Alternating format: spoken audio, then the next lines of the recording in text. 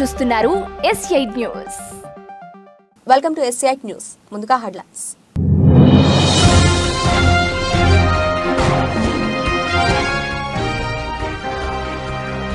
Navalny మృతికి పుతినే కారణం, సంచలన ఆరోపణలు చేసిన బైడెన్.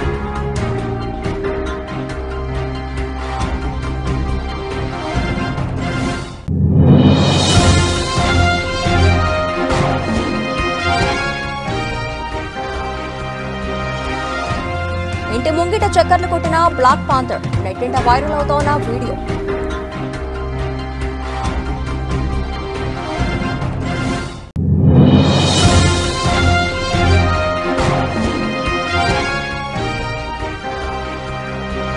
ఏపీ ఫైబర్ నెట్ కేసులో సిఐడి ఛార్జ్షీట్ దాఖలు, A1 గా చంద్రబాబు.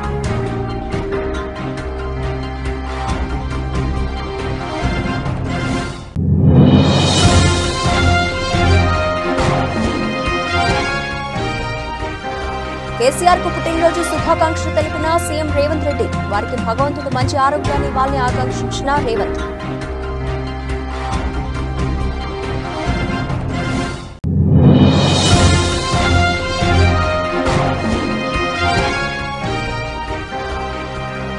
కేసీఆర్ 70వ జన్మదిన వేడుకలు, తానే ఒక చరిత్ర పేరిట 30 నిమిషాల డాక్యుమెంటరీ.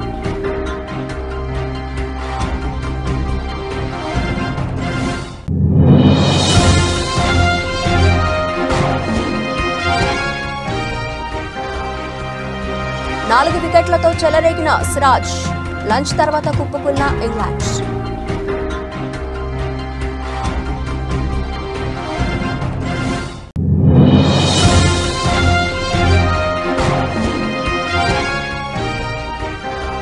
హాలీవుడ్ రేంజ్ కు తగ్గేలా లేదు, సినీ ఇండస్ట్రీలో చర్చనీయాంశంగా మారిన మహేష్ రాజమౌళి మూవీ.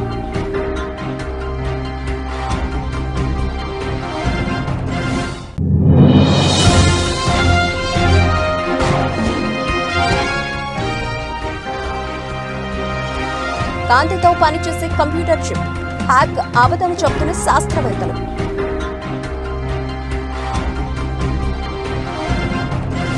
రెటిక డీటెయిల్స్ చూస్తే, రష్యా ప్రతిపక్ష నేత అలెక్సీ నావల్నీ మృతికి అధ్యక్షుడు వ్లాదిమిర్ పుతిన్ కారణమని అమెరికా అధ్యక్షుడు జో బైడెన్ అన్నారు.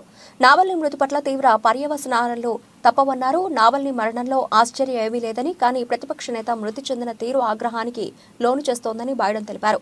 నిజానికి నావల్నీకి ఏం జరిగిందన్న అంశంపై క్లారిటీ లేదని, కానీ పుతిన్ ఆయన అనుచరులే ఈ హత్యకు కారణమై ఉంటారని బైడెన్ చెప్పారు.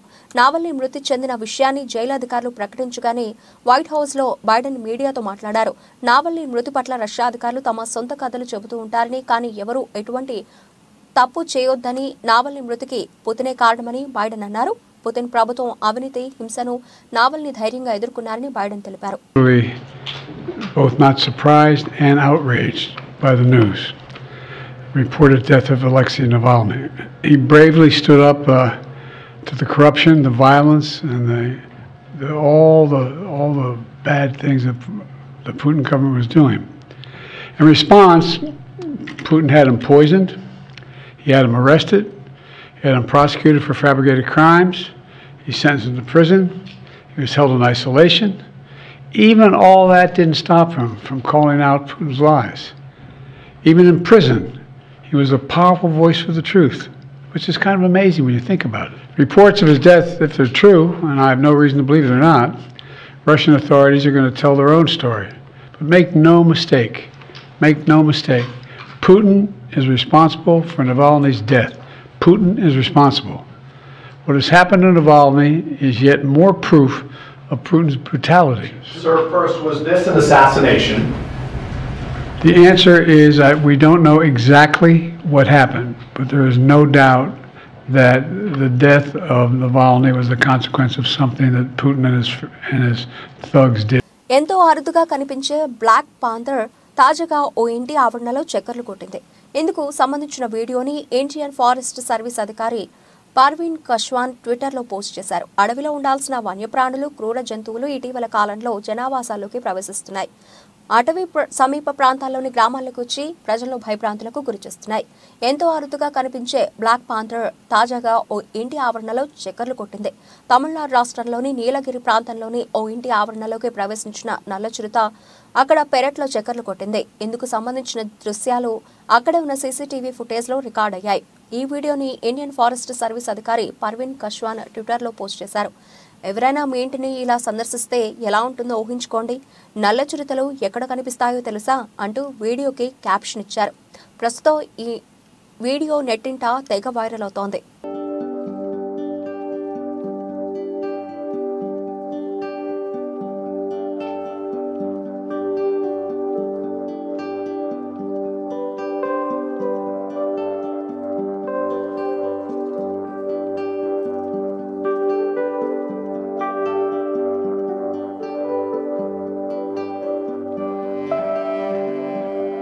తెలుగుదేశం పార్టీ అధినేత చంద్రబాబు చుట్టూ మరో ఉచ్చు బిగుసుకుంటోంది. ఏపీ ఫైబర్ నెట్ కేసులో ప్రధాన నిందితుడిగా పేర్కొంటూ ఏసీబీ కోర్టులో సిఐడి ఛార్జ్షీట్ దాఖలు చేసింది. ఈ ఛార్జ్షీట్లో A1గా చంద్రబాబు, A2 వేమూరి హరికృష్ణ, A3గా కోకంటి సాంబశివరావును పేర్కొంది. మొత్తం 2,000 కోట్ల ఈ ప్రాజెక్టు కింద మొదటి దశలో 333 కోట్ల రూపాయల విలువైన పనుల అక్రమాలను సిఐడి ప్రత్యేక దర్యాప్తు బృందం బయటపెట్టింది. అయితే నిబంధనలకు విరుద్ధంగా వేమూరి హరికృష్ణకు చెందిన టెరాసాఫ్ట్ కంపెనీకి టెండర్లు కట్టబెట్టారని నిగ్గు తెలిసింది. కేంద్ర ప్రభుత్వ నిధులతో చేపట్టినటువంటి ఫైబర్ నెట్ ప్రాజెక్టులో అప్పటి అధికార పార్టీ అవినీతికి పాల్పడినట్లుగా ఆరోపణలున్నాయి. టెండర్ల కేటాయింపు నుంచి ప్రాజెక్టు పూర్తయ్యే వరకు అనేక అవకతవకలు జరిగినట్లు సిఐడి ఛార్జ్షీట్లో పేర్కొంది. ప్రభుత్వ ఖజానాకు భారీ నష్టం ఏర్పడినట్లు గుర్తించింది. నాణ్యత లేని మెటీరియల్ను వినియోగించినట్లుగా తేల్చింది. అంతేకాదు షరతులను ఉల్లంఘించినట్లుగా సిఐడి తన ఛార్జ్షీట్లో స్పష్టం చేసింది. ఫైబర్ నెట్ ఒప్పందాన్ని అమలు చేసే సమయంలో జరిగిన ఉల్లంఘనలతో ప్రభుత్వానికి దాదాపు 114 కోట్ల రూపాయల మేర నష్టం వాటిల్లినట్లుగా తెలిసింది. టెండర్ ప్రక్రియను చంద్రబాబు సమర్థించినట్లు సిఐడి ఛార్జ్షీట్లో పేర్కొంది. వేమూరి హరికృష్ణను నిబంధనలకు విరుద్ధంగా వాటాదారుడిగా మార్చినట్లు సిఐడి నిర్ధారించింది. ఎంతో అరుదుగా కనిపించే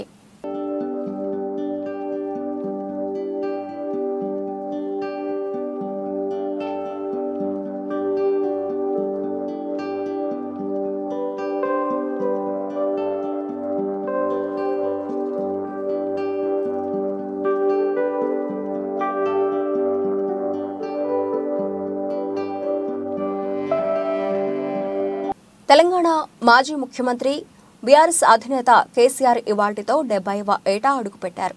ఈ సందర్భంగా రాష్ట్ర వ్యాప్తంగా కేసీఆర్ బర్త్డే వేడుకలను బీఆర్ఎస్ శ్రేణులు, కేసీఆర్ అభిమానులు ఘనంగా నిర్వహిస్తున్నారు. కేసీఆర్ బర్త్డే సందర్భంగా పలువురు రాజకీయ, సినీ, వ్యాపార రంగాల ప్రముఖులు స్వయంగా సోషల్ మీడియా వేదికగా శుభాకాంక్షలు తెలుపుతున్నారు. తెలంగాణ ముఖ్యమంత్రి రేవంత్ రెడ్డి కేసీఆర్ కు పుట్టినరోజు శుభాకాంక్షలు తెలిపారు. ప్రస్తుతం అసెంబ్లీ సమావేశాలు జరుగుతున్న విషయం తెలిసిందే. అసెంబ్లీలో సాగునీటి ప్రాజెక్టులపై ప్రభుత్వం శ్వేతపత్రం విడుదల చేసింది. ఈ క్రమంలో ఉత్తమ్ శ్వేతపత్రాన్ని విడుదల చేశారు. అనంతరం సీఎం రేవంత్ రెడ్డి సభలో మాట్లాడుతూ మాజీ సీఎం బీఆర్ఎస్ అధినేత కేసీఆర్ కు పుట్టినరోజు శుభాకాంక్షలు తెలియజేశారు. వారికి భగవంతుడు మంచి ఆరోగ్యాన్ని ఇవ్వాలని రేవంత్ ఆకాంక్షించారు. తెలంగాణ పునర్నిర్మాణంలో వారు పాత్ర పోషించి ఈ సభలో ప్రతిపక్ష నాయకుడిగా సభను సజావుగా నడపడానికి, తెలంగాణ సమాజాన్ని అభివృద్ధి పదం వైపు నడిపించడానికి వారికి పూర్తి స్థాయిలో దేవుడు శక్తినివ్వాలని కోరుకుంటున్నట్లు రేవంత్ రెడ్డి అన్నారు. ప్రధాన ప్రతిపక్ష నాయకుడు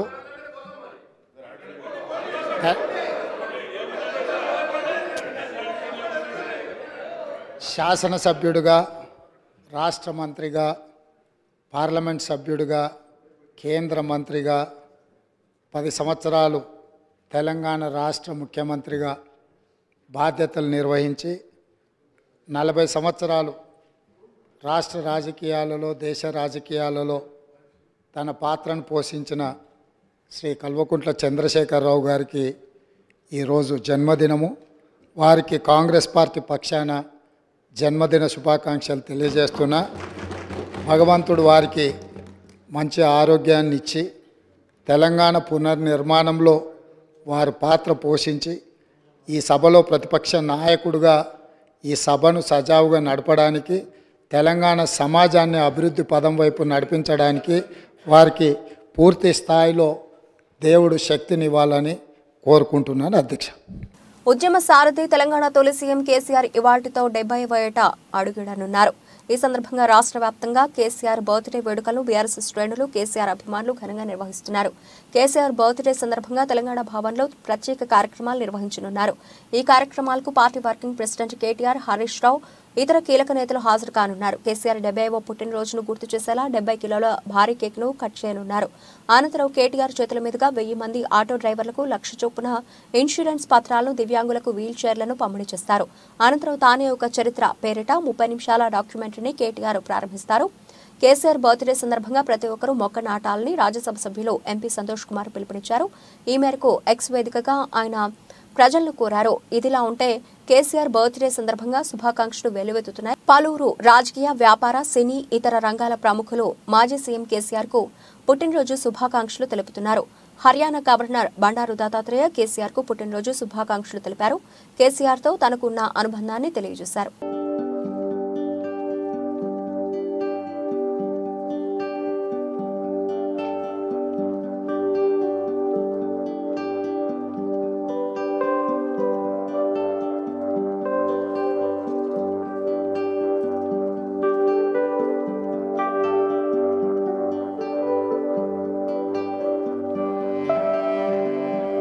గండేపల్లి మండలం మల్లేపల్లి జాతీయ రహదారి పక్కన గల శుభప్రద్ కళ్యాణ మండపం నందు అనపరాజుపేట వైఎస్ఆర్ పార్టీ నాయకుల ఆధ్వర్యంలో ఆత్మీయ సమావేశం నిర్వహించారు. ఈ కార్యక్రమానికి ముఖ్య అతిథిగా తోట నరసింహం పాల్గొన్నారు. ఈ సందర్భంగా ఆయన మాట్లాడుతూ ముఖ్యమంత్రి జగన్మోహన్ రెడ్డి ప్రజల గుండెలో చిరస్థాయిగా నిలిచారని అన్నారు. ఒక పక్క సంక్షేమం, మరోపక్క అభివృద్ధి రెండు కళ్లుగా చేసుకుని సీఎం జగన్ పరిపాలన చేస్తున్నారన్నారు.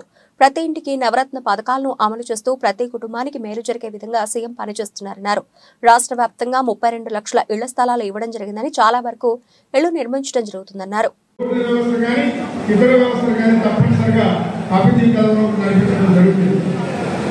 మనందరికీ తెలిసి ఈరోజు మన రాష్ట్ర ముఖ్యమంత్రి శ్రీ వైఎస్ జగన్మోహన్ రెడ్డి గారు అనేక రకాలైన సంక్షేమ అభివృద్ధి కార్యక్రమాలు చేస్తున్నారు. మన దివంగత నేత డాక్టర్ వైఎస్ రాజశేఖర రెడ్డి గారి నాయకత్వంలో ఈరోజు మన గ్రామాల్లో కూడా అనేక కార్యక్రమాలు చేస్తాం. ప్రధానంగా మనకి మెట్ట ప్రాంతం, ఈరోజు మన పక్కనే గోదావరి ఉంది.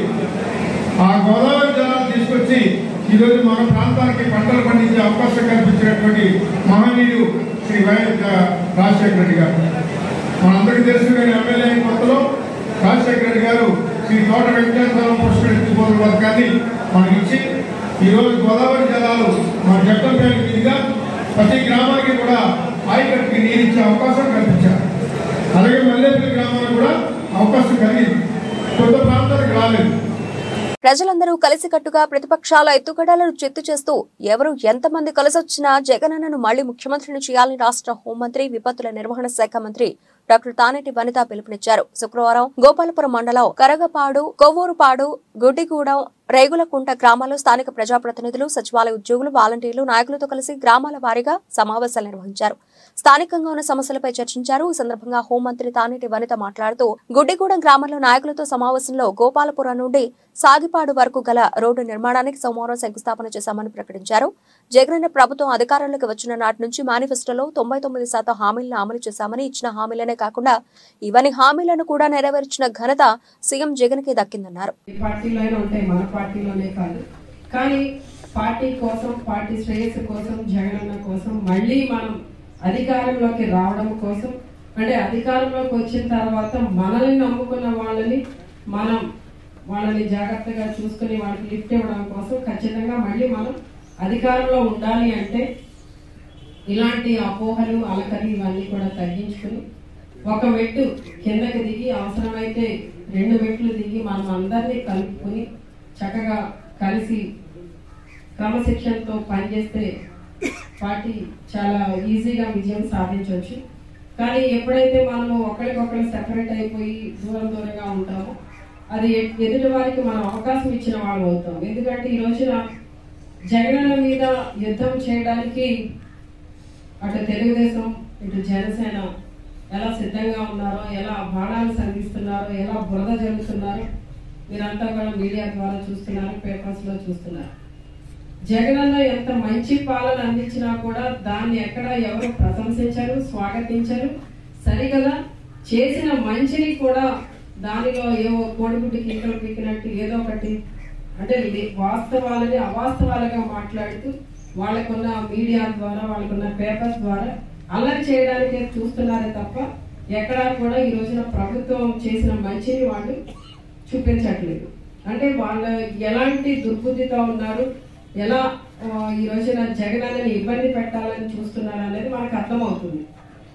ఈ రోజున తెలుగుదేశం జనసేన కలిసి వెళ్ళినా కూడా వాళ్ళకి జరిగే సర్వేలలో మైలేజ్ రావట్లేదు. ఎందుకు రావట్లేదు అంటే కమలాపూర్ మండలంలోని శనిగరం, గూనిపర్తి, మాదనపేట, గోపాల్పూర్ గ్రామాలకు చెందిన పలువురు రైతులు హుజురాబాద్ కాంగ్రెస్ పార్టీ ఇన్ఛార్జ్ ఉడతల ప్రణవ్ను కలిశారు. DBM 22A 22B ద్వారా తమ గ్రామాలకు సరిగా సాగునీరు అందించడం లేదని ఆవేదన వ్యక్తం చేశారు.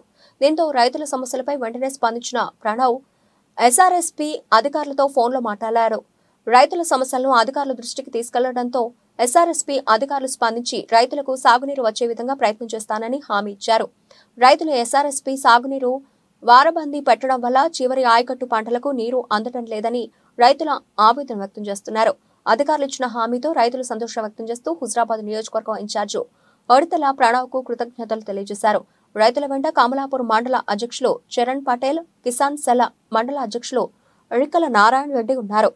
రాష్ట్రంలో నిరుపేదలను, నిరుద్యోగులను పైకి లేపాలనే ముఖ్యమంత్రి జగన్మోహన్ రెడ్డి ఉన్నతమైన ఆలోచనలకు అనుగుణంగా తాను ఎంపీగా విజయం సాధించాక పార్లమెంటు కాకినాడ నియోజకవర్గ పరిధిలో లోకల్ మేనిఫెస్టో రూపొందించి పనిచేస్తానని ఎంపీగా తనతో పాటు జిల్లాలోని 7 అసెంబ్లీ అభ్యర్థులను కూడా గెలిపించి జగన్మోహన్ రెడ్డికి కానుకగా ఇవ్వాలని వైఎస్ఆర్సీపీ కాకినాడ పార్లమెంట్ అభ్యర్థి కోఆర్డినేటర్ చలమలశెట్టి సునీల్ వైసీపీ శ్రేణులకు పిలుపునిచ్చారు.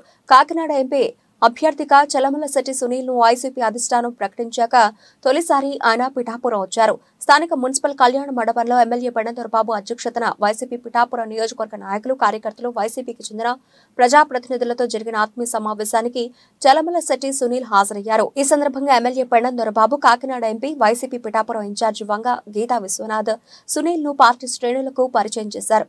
ఎప్పుడూ కూడా నేను రాజకీయాల్లో ఉన్నా లేకపోయినా, నేను పదవులో ఉన్నా లేకపోయినా మీరు ఈ ఇద్దరిని మంచి మెజార్టీతో నెగ్గించి తద్వారా మీ అందరికీ కూడా సపోర్టు వీళ్ళిద్దరూ ఇస్తారని మనస్ఫూర్తిగా కోరుకుంటూ, అయినా కూడా మీ అందరికీ కూడా నేను మాటిస్తా ఉన్నా, రాజకీయాల్లో ఉన్నా లేకపోయినా నేను ఎల్లప్పుడూ కూడా మీకు అండగా ఉంటాను. నా తలుపులు ఎప్పుడు తెరిచే ఉంటాయి. ఏ పని ఉన్నా సరే మీరు రండి, నేను చేస్తాను. నా చేతిలో ఉన్న పని ఏదైనా కూడా చేస్తానని చెప్పేసి ఈ వేదిక ద్వారా తెలియజేస్తూ, ఏదైతే ఇప్పటి వరకు ఈ 25 సంవత్సరాలుగా ప్రభుత్వం వచ్చిన తర్వాత ఈ 4 సంవత్సరాల 10 నెలల కాలంలో పార్టీ పుట్టినాటి నుంచి ఈనాటి వరకు నాతో ప్రయాణించిన ప్రతి ఒక్కరికి కూడా శిరస్సు వంచి నమస్కరిస్తూ, మీ అందరూ కూడా మనస్ఫూర్తిగా నన్ను ఈసారి ఇక్కడికి ఎంపీ అభ్యర్థిగా అలాగే పార్లమెంట్ నియోజకవర్గ ఇన్ఛార్జిగా నియమించినప్పుడు ఆయనకి ధన్యవాదాలు తెలపాలో లేక ఆయనకి ఏం చెప్పాలో తెలియక నేను కలిసినప్పుడు మళ్ళీ నన్ను ఎందుకు నిర్ణయించలేదమ్మా, నువ్వు ఆ ప్రాంతానికి కావాలి, నీలాంటి ఎక్స్పోజర్ ఉన్నాడు కాకినాడ పార్లమెంట్ నియోజకవర్గంలో చాలా అవసరం ఉన్నది, నీకెందుకు, నీకు అక్కడ ఉన్న సర్వేలు కానీ అన్ని రకాలుగా మేము ఆలోచన చేసే నేను నియమించడం జరిగిందని చెప్పినప్పుడు నేను ముఖ్యంగా ఆలోచన చేసింది మళ్ళీ, ఎందుకంటే ఈ రోజున 1 సారి 2 సార్లు ఓడిపోయిన వారికే అవకాశం రావడం చాలా అరుదు. అలాంటిది నాకు 3 సార్లు పోటీ చేసిన విజయం దక్కపోయినప్పటికీ 4వసారి మళ్ళీ నేను అధికార పార్టీ అయినటువంటి వైఎస్ఆర్ కాంగ్రెస్ పార్టీ తరఫున జగన్మోహన్ రెడ్డి గారు. ఖమ్మంలో బీఆర్ఎస్ కు బిగ్ షాక్ తగిలింది. పార్లమెంట్ ఎన్నికల ముంగిట ఆ పార్టీ నుంచి పెద్ద ఎత్తున నాయకులు రాజీనామా బాటపట్టారు. సీనియర్ నాయకుడు డాక్టర్ పులిపాటి ప్రసాద్ నేతృత్వంలోని ఆయన మిత్ర బృందం బీఆర్ఎస్ పార్టీని వీడారు. అసెంబ్లీ ఎన్నికలు, ఆ తర్వాత పార్టీలో చోటు చేసుకున్న పరిణామాలు, అగ్రనేతల వ్యవహార శైలి కారణంగానే తాము పార్టీని వీడిపోతున్నట్లు నాయకులు ప్రకటించారు. కమ్మ, రెడ్డి, కాపు, వైశ్య, మాదిగ, మాల తదితర అన్ని సామాజిక వర్గాలకు చెందిన OC, BC, minority, SC, ST, Christian నాయకులు పార్టీని వీడారు.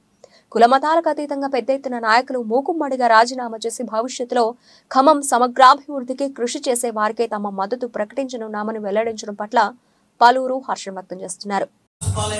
ముఖ్యంగా తెలంగాణలో కూడా ప్రజలు నమ్మలేకపోయారు. ఎందుకంటే ఉద్యమ పార్టీ ఉన్నంత కాలం అందరికీ చేయాలి. ఉద్యమ పార్టీ ఉన్నంత కాలం చాలా మీకు తెలుసు. ప్రతి ఎన్నికల్లో కేసీఆర్ గారు ఉద్యమ నాయకులు ప్రాణాలు అర్పించే చందమందో యువత మొత్తం కూడా త్యాగం చేసి, ఉద్యోగాలు త్యాగం చేసి, దళిత బలహీన వర్గాలందరూ కూడా ఈ తెలంగాణ కోసం పనిచేసి తెలంగాణ ఏర్పాటులో కూడా బడుగు బలహీన వర్గాల పాత్ర చాలా అసామాన్యం. అలాంటి టైంలో కేసీఆర్ గారు తప్పు నిర్ణయం తీసుకోవడంతో బీఆర్ఎస్ ఏర్పాటు చేయడంతో మేము ప్రజల్లో అబాస్పాలైనాం. కాబట్టి మేము ఫస్ట్ ఈ యొక్క బీఆర్ఎస్ పార్టీకి రాజీనామా చేస్తున్నాం. ప్రధాన కారణం జాతీయ స్థాయిలో బీఆర్ఎస్ పార్టీ తన ఉనికిని కోల్పోవడం, చెప్పిన మాట ప్రకారం దేశ స్థాయిలో లేకపోవడంతో మేము బీఆర్ఎస్ కి రిజైన్ చేస్తున్నాం. తూర్పుగోదావరి జిల్లా నిడదవోలు మండలం కంసాలిపాలెం గ్రామంలో ఈరోజు ఓ వింత సంఘటన చోటు చేసుకుంది. కంసాలిపాలెం గ్రామంలో ఊరి చివర ఉన్న చెరువు వద్ద వేప చెట్టు నుండి పాలు కారడంతో భక్తులు తండోపతండాలుగా తరలివచ్చారు. తమ గ్రామానికి ఇది శుభ పరిణామమని మహిళలు వేప చెట్టుకు పూజలు నిర్వహించారు. బ్రహ్మంగారు చెప్పిన కాలజ్ఞానం నిజమైందని, ఈ విధంగా వేప చెట్టుకు పాలు కారడం తమ గ్రామంలో జరగడం పట్ల వారు శుభ పరిణామంగా భావిస్తున్నామని భక్తులు చెబుతున్నారు.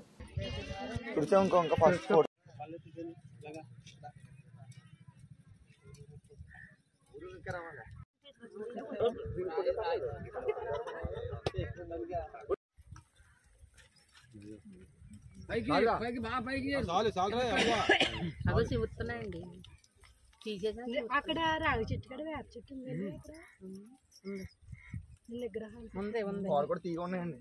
వేప చెట్టు చచ్చిపోయింది అనుకుంటా.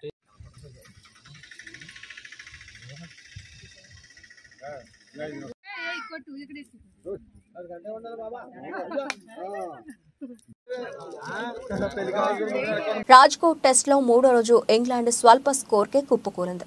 లంచ్ తర్వాత భారత బౌలర్ల చెలరేగడంతో టపాటపా వికెట్లు కోల్పోయి 319 పరుగులకే ఆలౌట్ అయింది. పేసర్ సిరాజ్ 4 వికెట్లతో ఇంగ్లాండ్ పతనాన్ని శాసించాడు. దాంతో టీమిండియాకు 126 పరుగుల ఆధిక్యం లభించింది. లంచ్కు ముందు 290/5తో పటిష్ట స్థితిలో కనిపించిన స్టోక్స్ సేన అనూహ్యంగా మరో 29 పరుగులకే చాప చుట్టేసింది. లంచ్ తర్వాత బంతి అందుకున్న జడేజా కెప్టెన్ బెన్ స్టోక్స్ ను అవుట్ చేశాడు. ఆ కాసేపటికే సిరాజ్ సూపర్ డెలివరీతో బెన్ ఫోక్స్ ను బోల్తా కొట్టించాడు. అప్పటికే ఆలౌట్ ప్రమాదంలో పడిన ఇంగ్లాండ్ 10 పరుగుల తేడాతో చివరి 3 వికెట్లు కోల్పోయింది.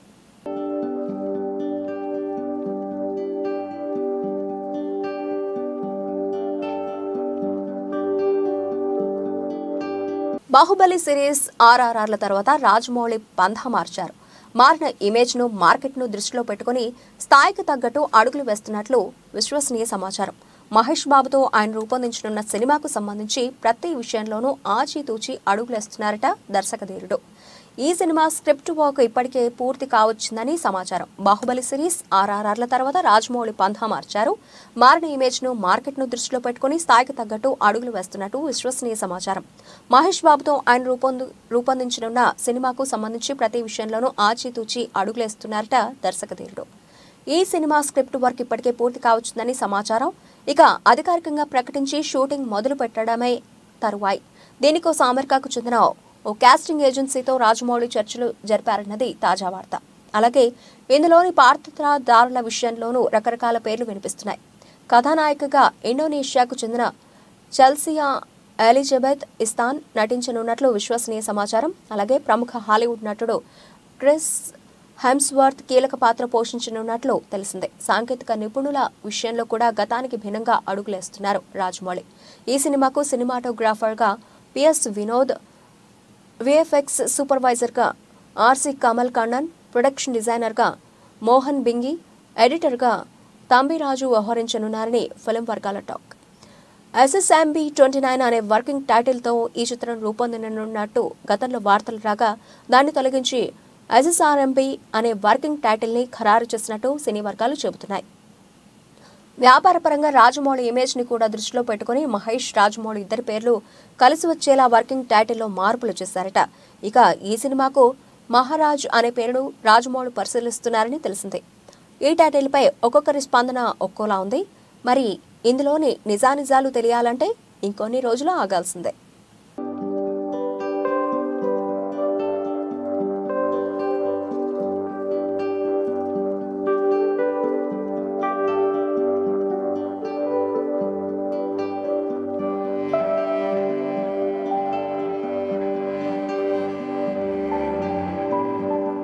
విద్యుత్ బదులుగా కాంతితో పనిచేసే కొత్త కంప్యూటర్ చిప్ను పెన్సిల్వేనియా యూనివర్సిటీ శాస్త్రవేత్తలు అభివృద్ధి చేశారు. దీని ద్వారా కృత్రిమ మేధ పద్ధతులను అభివృద్ధి చేసి డేటా బదిలీ వేగవంతంగా మరింత సామర్థ్యంతో చేయొచ్చని వారు చెబుతున్నారు.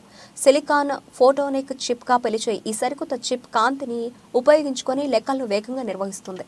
బహుళ సంఖ్యలను ఒకేసారి గుణకారం చేసేందుకు వీలుగా హ్యాక్ చేయలేని విధంగా ఈ చిప్ను రూపొందించారు. ఈ చిప్లు గ్రాఫిక్స్ ప్రాసెసింగ్ యూనిట్ల స్థానాన్ని భర్తీ చేయవచ్చని అసోసియేట్ ప్రొఫెసర్ ఫిరోజ్ తెలిపారు. కాంతితో పనిచేసే ఈ చిప్ల పట్ల డాటా భద్రంగా ఉంటుందని సైంటిస్టులు చెబుతున్నారు. ఈ పరిశోధన వివరాలు నేచర్ ఫోటోనిక్స్లో ప్రచురితమయ్యాయి.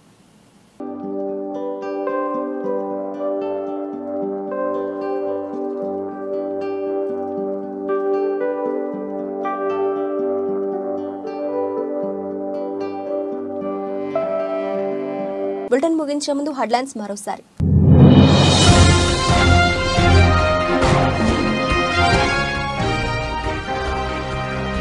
నావల్నీ మృతికి పుతినే కారణం, సంచలన ఆరోపణలు చేసిన బైడెన్.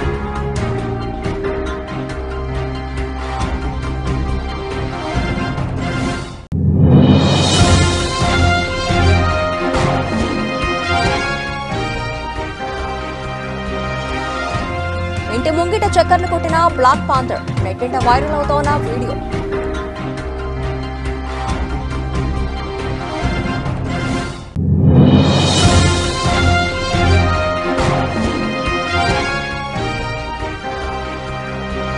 ఏపీ ఫైబర్ నెట్ కేసులో సిఐడి ఛార్జ్షీట్ దాఖలు, ఏవన్గా చంద్రబాబు.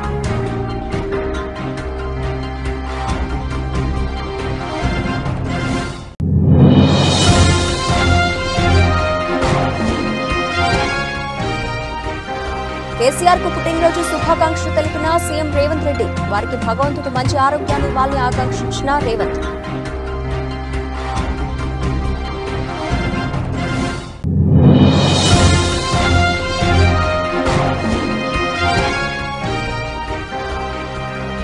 కేసీఆర్ 70వ జన్మదిన వేడుకలు, తానే ఒక చరిత్ర పేరిట 30 నిమిషాల డాక్యుమెంటరీ.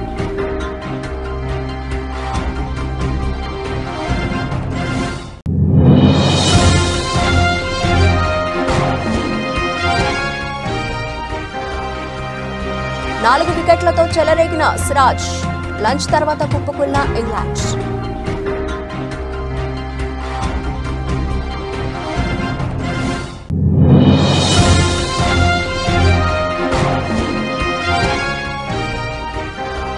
హాలీవుడ్ రేంజ్ కు తగ్గేలా లేదు, సినీ ఇండస్ట్రీలో చర్చనీయాంశంగా మారిన మహేష్ రాజమౌళి మూవీ.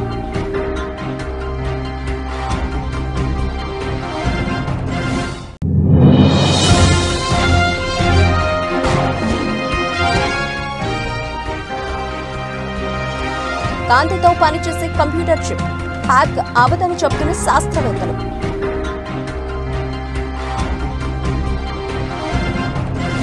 ఇవి ఇప్పటివరకు నబిల్చిన అప్డేట్స్. మరిన్ని అప్డేట్స్ తో మళ్ళీ కలుద్దాం. అంతవరకు సెలవు, నమస్తే.